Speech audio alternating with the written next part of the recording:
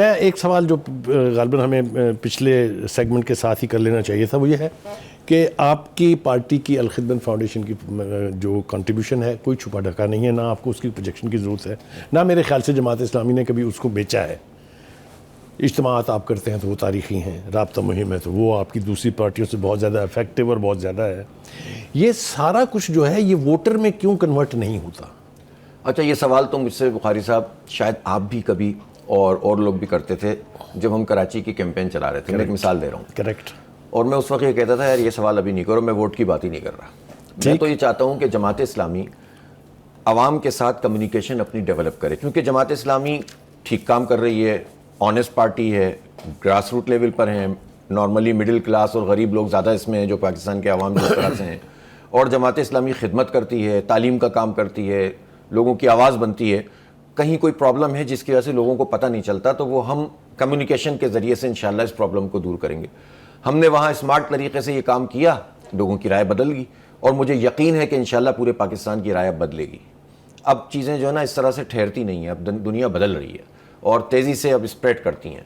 تو مجھے ابھی اس کی ٹینشن نہیں ہے کہ ووٹ کتنے پڑ رہے ہیں، مجھے پریشانی یہ ہے اس وقت کہ جماعت اسلامی کی آواز ایک ایک بچے نوجوان تک پہنچ رہی ہے کہ نہیں پہنچ رہی، اور جماعت اسلامی ایک ایک بچے نوجوان تک پہنچتی ہے کہ نہیں پہنچتی، کہ بھئی تمہارا مسئلہ کیا ہے، تمہاری پرابلم کیا ہے، آؤ تمہارا ہاتھ پکڑتے ہیں، آئے تمہاری آواز بنتے ہیں۔ میں آپ سے یہی عرض کر رہا تھا نا وقفے سے پہلے کہ ہمارا ایک کام تو یہ ہے کہ ہم لوگوں کی آواز بنیں، اور دوسرا یہ ہے کہ صرف بات نہیں کریں، کچھ کر کے دکھائیں۔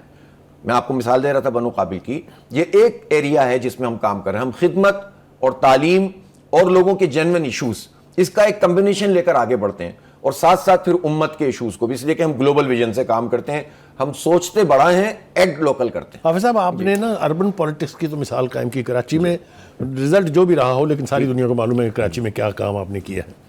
اس کو کیسے کمبائن کریں گے آپ رورل پولیٹکس کے ساتھ تاکہ وہ نتائج جو آپ کو شہروں میں ملتے ہیں وہی گراس روٹ لیول کے اوپر آپ کو رورل ایریاز میں بھی ملے؟ اچھا، پہلی بات تو یہ ہے کہ جو اربن ایریاز ہیں، مثال کے تو پنجاب کے اربن ایریاز یا کے پی کے اربن ایریاز ہیں، یہ جڑے ہوئے ہوتے ہیں رورل ایریاز کے ساتھ، کیونکہ ایک بہت بڑے پیمانے پر ٹریڈ اور یہ اور آنا جانا رورل ایریاز سے لوگوں کا ہوتا ہے۔ تو اگر اربن ایریاز میں آپ اپنا فوکس بڑھاتے ہیں تو خود بخود وہ ٹریول کر کے رورل میں جاتا ہے اور امپیکٹ ڈالتا ہے۔ پہلی بات تو یہ۔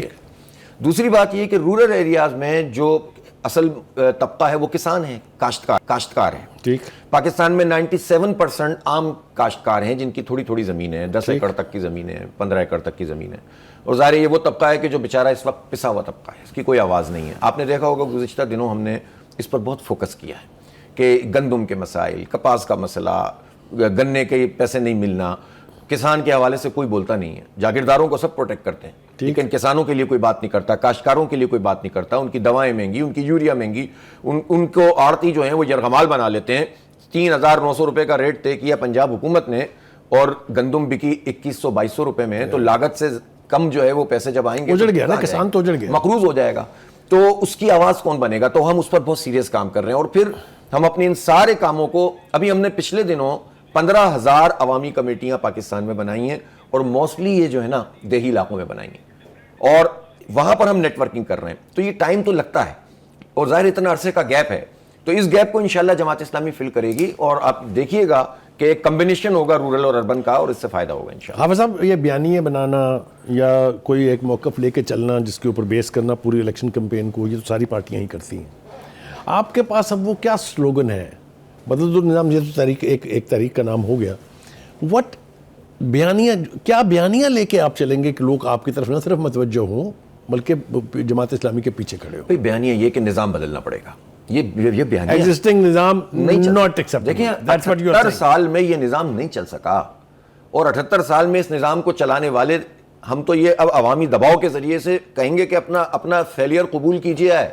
جن 33 سال ماشاءاللہ لگاتار، یعنی لگاتار سے مراد براہ راست، اور بقیہ بھی ماشاءاللہ مکس اینڈ میچ، کیسے بدلیں گے؟ اب آپ نے اتنا ٹکلش سوال چھیڑ دیا ہے، اس کو کیسے بدلیں گے؟ سب بدل جاتا ہے۔ عوام کو اللہ تعالیٰ نے بہت طاقت دی ہے، سب سے بڑی طاقت اللہ کی ہے، دوسرے عوام کی ہے، اور ہم نے ایک چیز تو طے کی ہوئی ہے، سازش کے ذریعے نہیں آئیں گے اور بیک ڈور سے نہیں آئیں گے، جو کریں گے سامنے کریں گے، پرامن مزاحمت کریں گے، ہم آئین کے فریم ورک میں کام کریں گے، اور لوگوں کی رائے، جب لوگوں کی رائے عام بن جاتی ہے نا تو اس میں فوج بھی ہوتی ہے، اس میں بیوروکریسی بھی ہوتی ہے، اس میں سب۔ مختصراً بتا دیجیے، کراچی میں جو الیکشن آپ نے بلدیاتی لڑا تھا اور اس میں جو کچھ ہوا رزلٹ سامنے آیا اور جو پھر نیشنل الیکشن میں آیا, جلدی سے مختصر نہ بھائی مختصر بات یہ ہے کہ لوگوں نے جماعت اسلامی کو نمبر 1 پارٹی بنایا اپنا ووٹ دے کے, اور لوگ چاہتے تھے یہ شہر دوبارہ تعمیر و ترقی کی طرف آئے. کھنڈر بنا ہوا ہے, ابھی بھی جائیں تو برا حال ہے.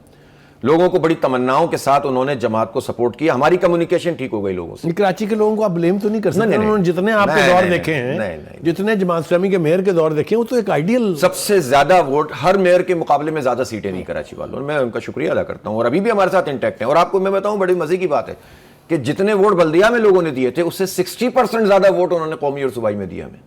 تو ایسا نہیں ہے کہ ہماری کوئی حمایت ٹوٹی ہے, ہمیں اور اس کو ایکسیڈ کرنا, بڑھانا ہے. تو کراچی والوں نے ووٹ دے دیا. یعنی ٹرن آؤٹ کے اعتبار سے جو ووٹ آپ کو ملا, آپ اس سے مایوس نہیں ہیں؟ نہیں, اور بڑھے گا, ٹھیک ہے, یہ تو ہوتا ہے کہ اور مل جائے, وہ ہوگا انشاءاللہ. سیکنڈ بات یہ ہوئی کہ بلدیاتی اس میں ایک تو الیکشن کرانا مشکل تھا, 4 مرتبہ انہوں نے کینسل کیا, ہم نے دھرنے دیے, احتجاج کیا. تیسرا یہ کہ انہوں نے جو وہ لے کر آئے تھے بلدیاتی ایکٹ, وہ اتنا غلط تھا. پھر حلقہ بندیاں غلط تھیں.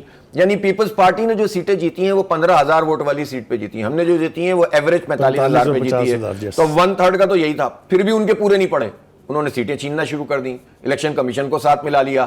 20-22 سیٹوں کے پینڈنگ پڑے ہوئے ہیں, کہیں ٹریبونل میں, کہیں کورٹ میں. ابھی تو آپ ہم بتا رہے تھے پروگرام سے پہلے کہ سپریم کورٹ میں بھی پڑے ہوئے ہیں. سپریم کورٹ میں بھی پڑے ہوئے ہیں, اس لیے کہ ہم تو بھائی آئین اس پہ جاتے ہیں نا, کہ ہم تو عدالت کا دروازہ جیسی بھی ہے گلی سڑی ہے, ہم جائیں گے تو وہیں. عدلیہ کی بات آپ نے کی تو میرے خیال سے جمپ کریں اگر ہم. میں صرف اتنا بتا دوں کہ تاریخ میں ریاضی بدل گئی, اور یہ ہوا کہ 192 ہار گئے اور 173 جیت گئے. 32 بندے پی ٹی آئی کے انہوں نے یا تو خرید لیے یا ان کو دباؤ میں آنے دیا. جناب آ جائیں 27ویں ترمیم کے اوپر. آپ نے عدلیہ کی بات کی ہے, 27ویں ترمیم کو آپ ایک تو جماعت اسلامی کیسے دیکھتی ہے, دوسرا یہ کہ اس کے کیا نیگیٹو افیکٹ ہوں گے, کیا عدلیہ پھر کبھی انڈیپینڈنٹ عدلیہ ہونے کی کا کوئی امکان موجود ہے یا نہیں ہے؟ میں تو عرض یہ کر رہا ہوں کہ کلیتاً اس کو مسترد کیا ہے ہم نے, 27ویں کو بھی اور 26ویں کو بھی کیا تھا.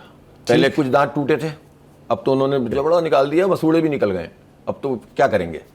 تو اب اس وقت یہ ہے صورتحال کہ سپریم کورٹ تقریباً جو ہے وہ عزو معطل ہے, کیا رہ گیا اس میں. اس کے بعد supreme chief justice of Pakistan کا جو ٹائٹل تھا سپریم کورٹ کے چیف جسٹس کے پاس, وہ ختم ہو گیا, اب 2 چیف جسٹس ہو گئے.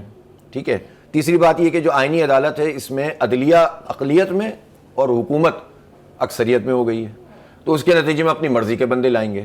چوتھی بات یہ کہ اس میں استثناء ہے صدر صاحب کا بھی اور ہمارے جو ہے وہ آرمی چیف اور نیول چیف اور ان کا بھی. یہ استثناء ہم سمجھتے ہیں آئین کے خلاف ہے اور شریعت کے خلاف ہے. آئین میں لکھا ہوا حاکمیت اعلیٰ اللہ تعالیٰ کی. ہماری تاریخ یہ ہے کہ بنی مخزوم کی جو خاتون تھی فاطمہ, اس کی سزا جب نفاذ ہونے لگا تو لوگوں نے کہا بڑے قبیلے کی, تو نبی پاک صلی اللہ علیہ وسلم نے فرمایا کہ پرانی قومیں تباہی اس لیے ہوئی ہیں کہ جب بڑے جرم کرتے تھے چھوڑ دیتے تھے, چھوٹے جرم کرتے تھے پکڑ لیتے تھے. خدا کی قسم فاطمہ بنت محمد صلی اللہ علیہ وسلم بھی ہو تو بھی اس کے ہاتھ کٹیں گے. ہماری مثال یہ ہے, ہمارے پاس ماڈلز یہ ہیں. حضرت علی رضی اللہ تعالیٰ عنہ قاضی شرح کی عدالت میں جا رہے ہیں اپنی زرع کے لیے, اور کہہ رہے ہیں کہ یہودی نے میری زرع لے لی ہے, اور واقعی لے لی تھی. تو ثبوت میں کیا ہے؟ ثبوت میں بیٹا ہے اور ایک خادم ہے. کہا بیٹے اور خادم کا میں نہیں مانوں گا, وڈرا کر گئے, فیصلہ خلاف ہو گیا. یہ عدل دیکھ کر یہودی مسلمان ہو گیا اور اس نے اپنی زرع واپس کر دی. حضرت علی نے یعنی ہمارے پاس ماڈلز کی کمی نہیں ہے. وہ عدالت میں جا رہے ہیں تو بھائی زرداری صاحب کیوں نہیں جائیں گے اور فیلڈ مارشل صاحب کیوں نہیں جائیں گے؟